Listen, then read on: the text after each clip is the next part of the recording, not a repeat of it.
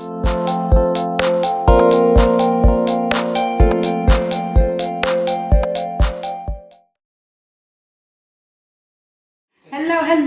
it's Chrissy. Welcome to my channel. If you're new to my channel, then I'm excited to have you here. Basically, this channel is all about parenthood and helping us to raise confident and well-rounded children. So you will find loads of videos related to that. But this video is in relation to parenthood. So basically, we're literally going to be exploring how us having our first child has had an impact on our relationship, because I think it is a big change having a child, especially if we're new parents. So I thought we would explore it. So basically, this is my husband Mayte, and we're literally just going to explore how us having our first child has had an impact on our relationship. As you can see, it's very time. Yes. And plus, I get to find out more about what's going on with him as well. So this is a great way to actually find out what he's been thinking.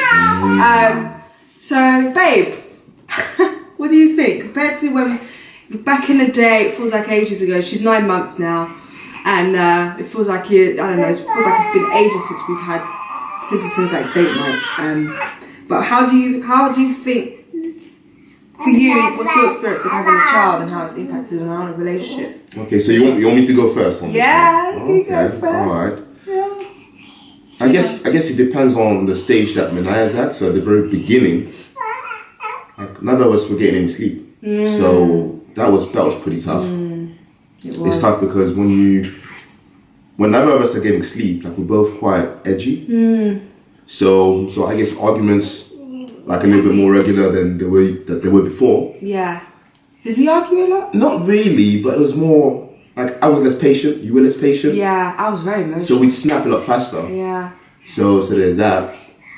Yeah, that's true. And I mean, from a man's standpoint, because you're spending so much time being a mom, like, I don't have a wife anymore, basically.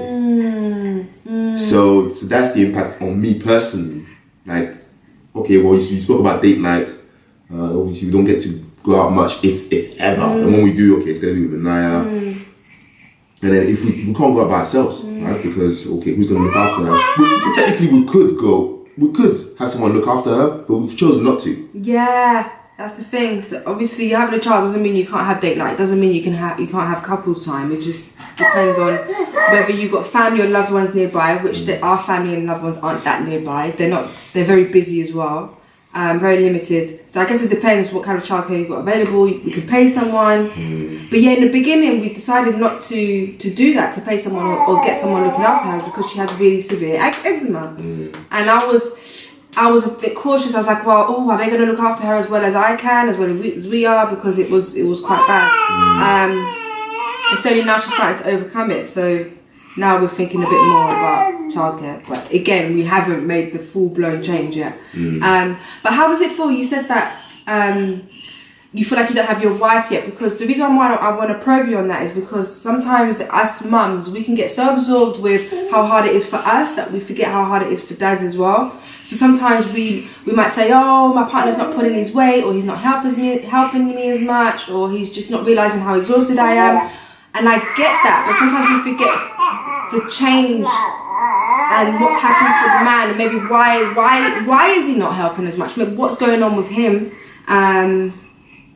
And also, sometimes as mums, we get fixated on the changes that happens in us. And I know it's a big change, but also I want to know how about you as a new dad, as a husband? What's been difficult for you that you don't feel you can express it easily, I guess? Yeah, I mean, from my side, like, the change isn't physiological or physical. It's more like, it's just the little things.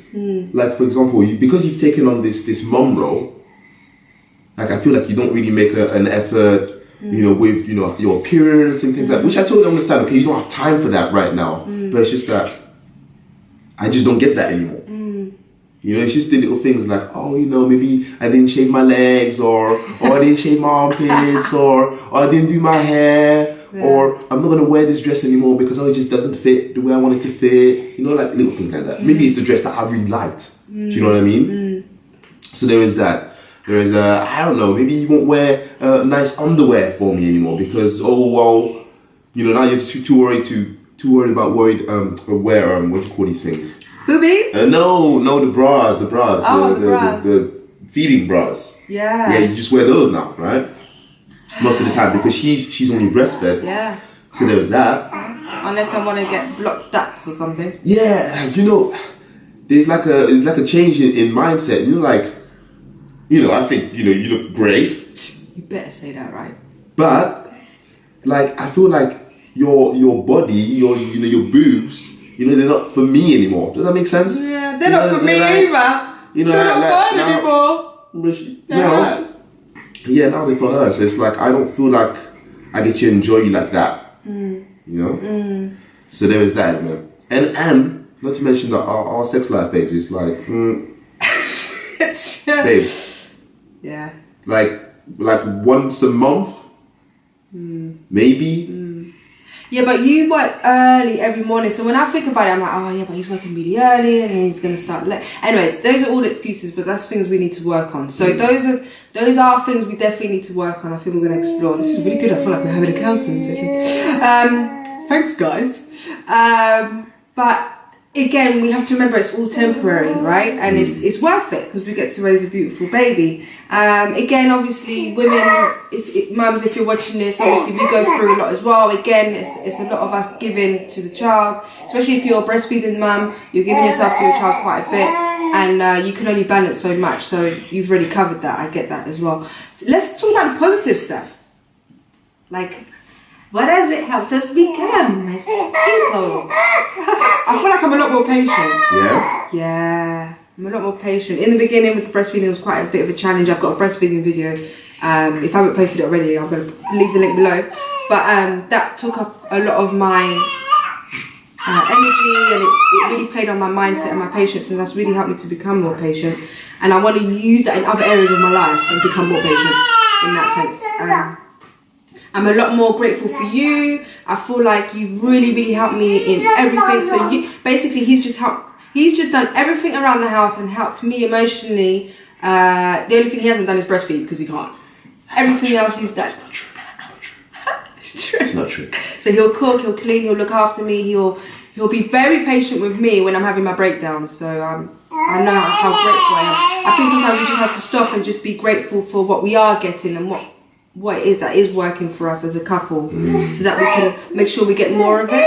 I know it can be challenging, I know we can have our arguments, but I remember in terms again of positive aspects of having a child, whilst I was pregnant, remember we got advice, really good advice, which was make sure one of you at least gets a good amount of sleep. So that's something we've always stuck by. Yes, in the beginning it was hard because obviously we had a newborn, don't really get any sleep. But I've always pushed him to like, okay, you need to get some sleep, you need to get some sleep.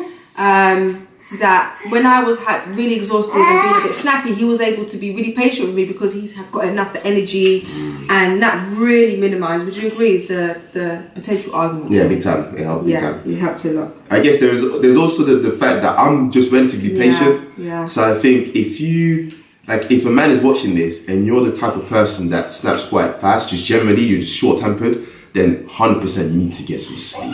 Yeah. Big time. Because if you don't get enough sleep, if you're like running on 4 hours, you'll go crazy. You'll both turn each other You'll become enemies so fast. You don't want that. It's not fun. So yeah. Yeah, it's true. And I think sometimes it's good to have like use like a certain sort of language that alerts the other partner about how you're feeling. So you might say something like, your partner comes home from work and you're already angry, you're already pissed off, you've had a bad day, but you don't want to have an argument with your partner. You want to make sure he just understands straight away so that he can adapt the way he behaves with you. You might say red zone. You might just say red zone, and then your partner knows, all right, she's had a bad day, right, okay, cool, she just wants to chill, she just wants me to help her calm down. So it's like red zone or some sort of word that you could say. Or just let the person know, let your partner know how you're feeling. Yeah. I'm feeling really irritable, I'm feeling very angry, just give me some space. And then that way, there's no arguments because you know where each other are at, right? That's what you do, generally. Like, she would let me know, oh, today I'm really tired, I had a long day, she's been really temperamental, so I just need some space, I just need time. So I'm like, okay, cool. At least I know for sure what's going on. Kind of like, if it's that time of the month, she'll let me know, babe, it's that time of the month. If I'm a little bit irritable, you know why. I'm like, okay, cool, I get it. At least I get an advance warning or notice, and it helps me be a bit more patient because I'm like, oh, okay, she's just having a moment. Okay, that's fine. Also, what's helped big time is setting some time aside for just her to be by herself. So not being a mom. Yeah. So we decided to set a time like Thursday mornings and Saturday mornings sometimes, but mainly Thursday morning because I don't work Thursday morning. And so I would take Manaya as often as possible for like an hour or two so that Christine can be by herself and just enjoy some me time. It doesn't always happen, but I think it helps a lot. Definitely. I don't know. It does definitely help, big time. Big time. So yeah, just those little things really. And we just have to remember, guys, as parents, it's temporary. You know, we are going to get our date nights back. We are going to have us back. And I think we should work towards that anyways from now. So yeah, I hope that helped, guys. It gives you a bit of inspiration to hang on in there, you know, and things will get better. And if you are already in a great place, if you are already doing things that really work for you as a couple, then please leave your tips in the comments below. We would love to know what they are because we've still got a long way to go. I'm sure a lot of parents will really appreciate that. And also, if you like this video and it helped, then don't forget to subscribe. And you can also click the bell. I think it's near the subscribe icon so that you can get notifications whenever I post, which will be every Monday. And thank you so much for tuning in. We'll leave you with that. See you later. Bye-bye. Salut. Salut. Test.